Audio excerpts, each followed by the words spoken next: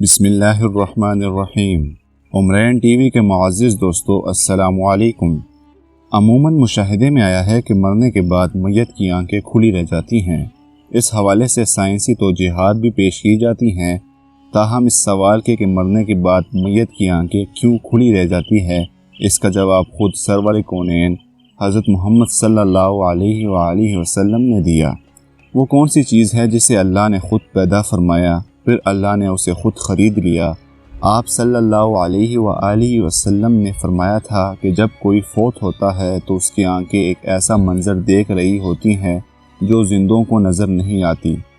احادیث کی مستند کتابوں ابو مسلم اور ابن ماجہ کی روایات کے مطابق جب صحابہ رسول حضرت ابو سلمہ رضی اللہ تعالی عنہ کا آخری وقت آیا تو رسول کریم صلی اللہ علیہ وآلہ وسلم ان کی عیادت کے لیے تشریف لائے۔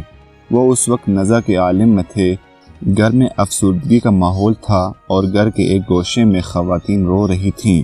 اس موقع پر آپ صلی اللہ علیہ وآلہ وسلم نے فرمایا، میت کی جان نکل رہی ہوتی ہے تو اس کی نگاہیں پرواز کرنے والی روح کا پیچھا کرتی ہیں۔ تم دیکھتے نہیں کہ آدمی مر جاتا ہے تو اس کی آنکھیں کھلی رہ جاتی ہیں۔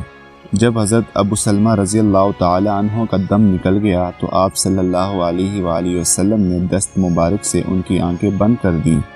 اس موقع پر آپ صلی اللہ علیہ وآلہ وسلم نے ابو سلمہ رضی اللہ تعالی عنہ کے گھر کی خواتین جو رو رہی تھیں ان کو تلقین فرمائی کہ میت کے لیے دعا کریں، کیونکہ فرشتے میت اور اس کے اہل خانہ کے لیے دعا یا بد دعا پر آمین کہتے ہیں۔